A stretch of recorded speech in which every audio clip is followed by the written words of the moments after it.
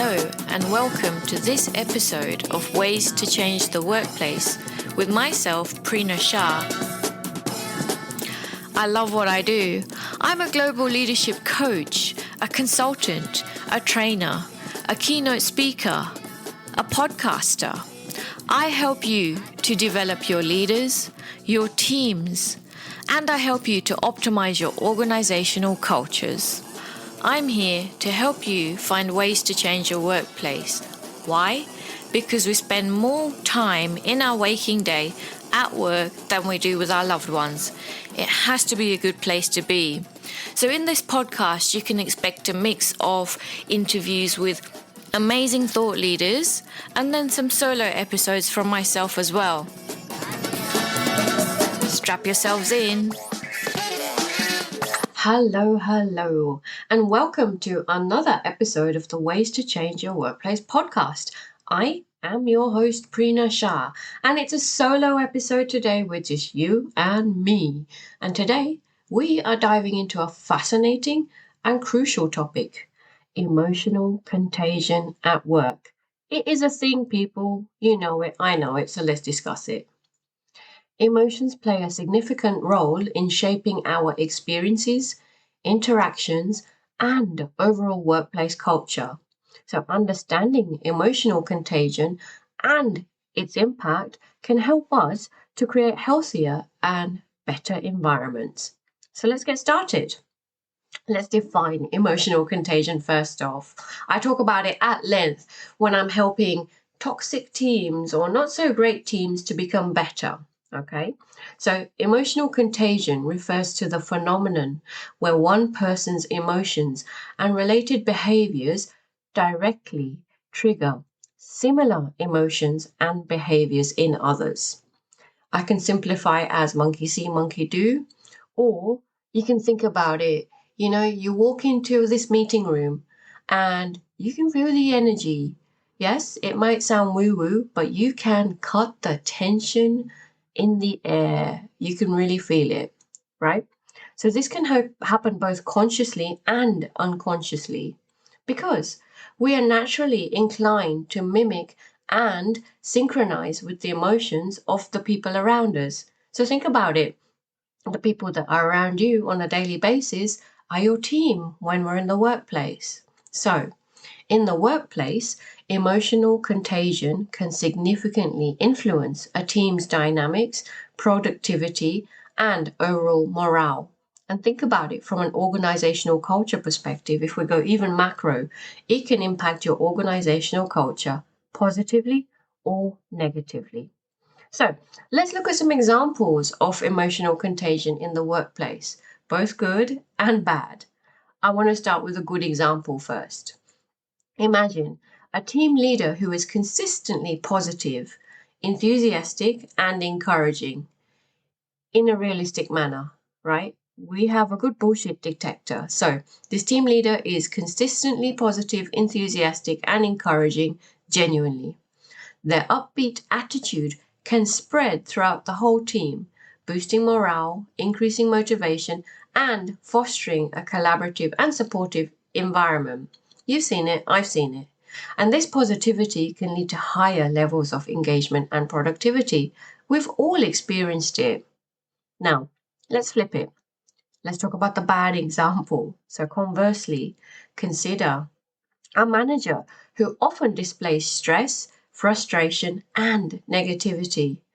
This negative emotional state can permeate the whole team, leading to increased tension, reduced morale, and definitely decreased productivity.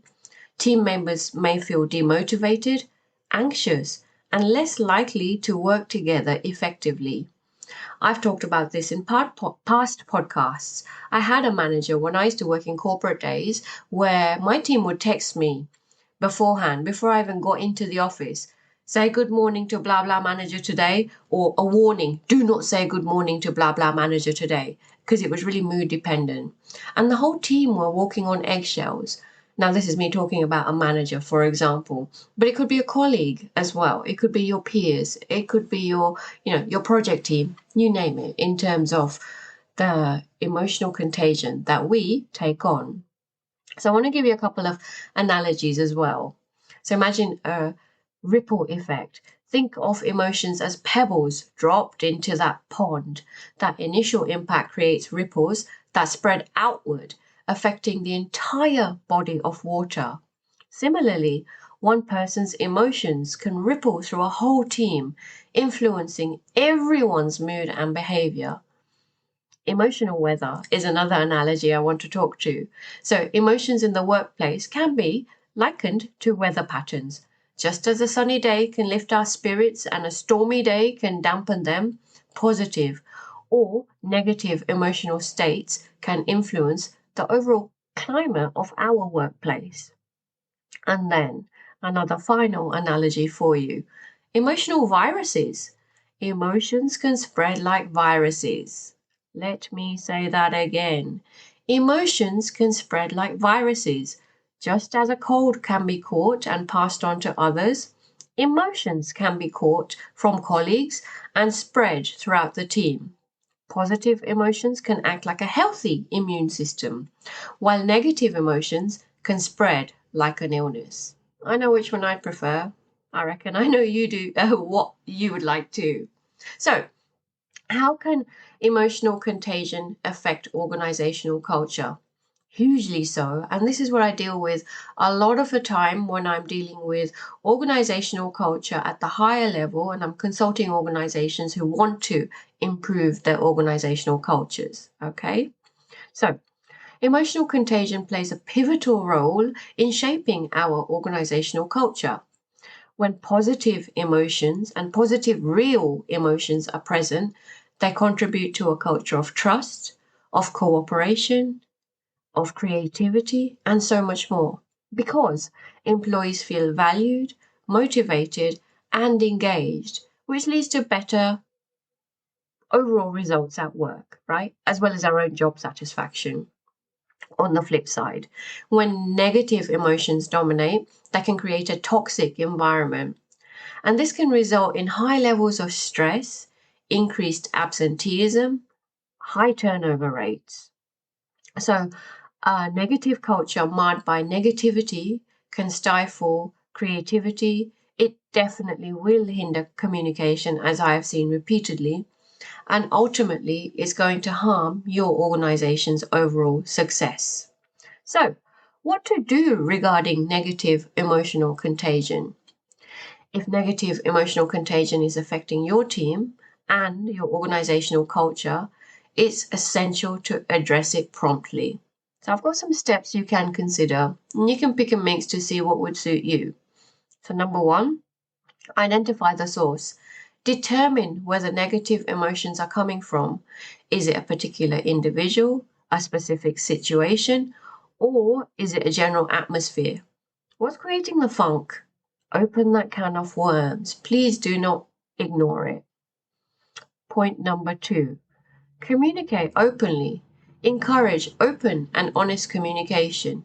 Create safe spaces for team members to express their concerns and feelings without a fear of retribution. Now, here I'm talking about psychological safety and all of the good stuff. I'm not going to bang on about that. You know all about it. Okay.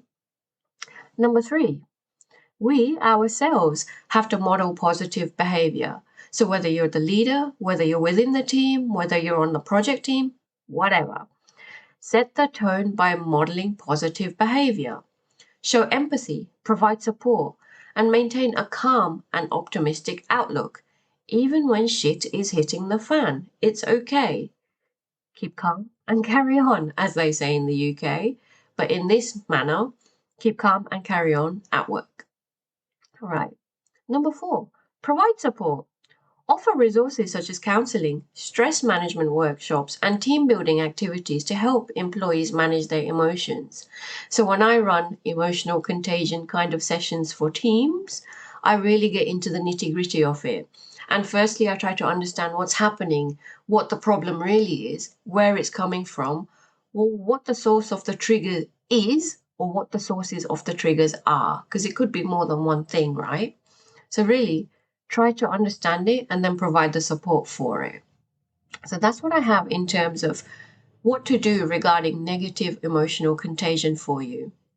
I want to give you some extra practical tips as well to mitigate and manage negative emotional contagion within your workplace. Number one, you have to have regular check-ins. Schedule regular one-to-ones and team check-ins to gauge the emotional temperature and address issues early. So I've got a really good one-to-one meeting planner. If you need it and you're listening to this episode, my details are in the show notes. Drop me an email and say, Prina, I want that one-to-one meeting planner. I will send it to you for free. It is all good. So the other thing I said in this statement is to schedule regular team check-ins as well.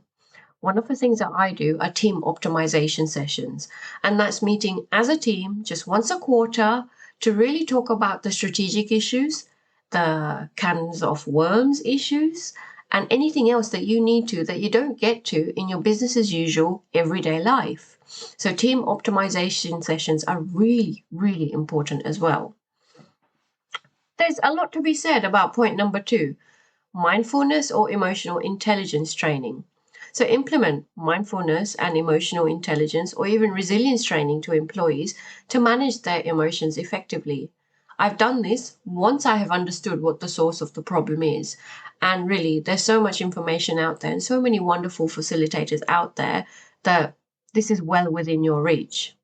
Number 3, people need recognition and appreciation.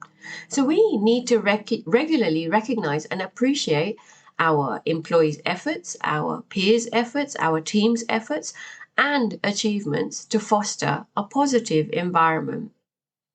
We can be all too quick to jump onto the next project without actually having a celebration and appreciation of what we have achieved. Point number 4, conflict resolution. Equip your people with conflict resolution skills to handle disagreements constructively. Now, one of the biggest things I hear from everybody that I deliver training to is, I don't like conflict. Well, who the fuck does? But hello, you're a grown up and you need to deal with it. So, leader, team member, peer, project manager, whatever you are, learn how to deal with conflict and use your adult words. If you are unsure, please reach out to me because this is something that I really love doing and upskilling people on. And then point number 5 is about positive reinforcement. Reinforce positive behaviors and attitudes through rewards and incentives. Now, I'm not talking about, manipulating people, but yeah, you'll have internal systems at work. There will be staff awards, there will be recognition systems or whatever. Create your own as well. I've written at length on, non-monetary ways to positively reinforce your team. So go find out what you need to do and really try and nip the negative emotional contagion in the bud, because once that spreads, it's like a pandemic. Pun intended. Okay, summary. Let me finalize everything for you. So in summary, emotional contagion is a powerful force in the workplace. Emotional contagion is capable of influencing organizational culture and team dynamics. While positive emotional contagion can enhance all of the good stuff, negative emotional contagion can have super detrimental effects.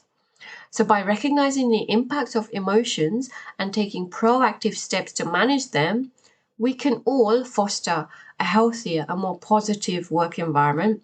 And that's one way to find decent ways to change your workplace. So thank you for tuning into this episode.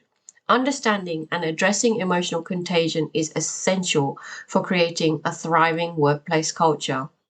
Remember, as leaders, as team members, and as employees, we have the power to influence the emotional climate of our teams. Let's use that power wisely to build workplaces where everyone can flourish. I will see you in the next episode. If not on LinkedIn, if not on Instagram, I will see you then. Take care and keep being brilliant. Until the next time. How good was that episode? If you liked it, be sure to share it with a couple of other people. Also in the show notes are details about my newsletter. Keep in touch. I send a newsletter out around once a month. It won't be spammy. It will be very practical. And if we're not connected on LinkedIn yet, we must be. Connect with me on LinkedIn. And on Instagram, I am Prina.Shah. I will see you somewhere else or in the next episode. Until then, goodbye.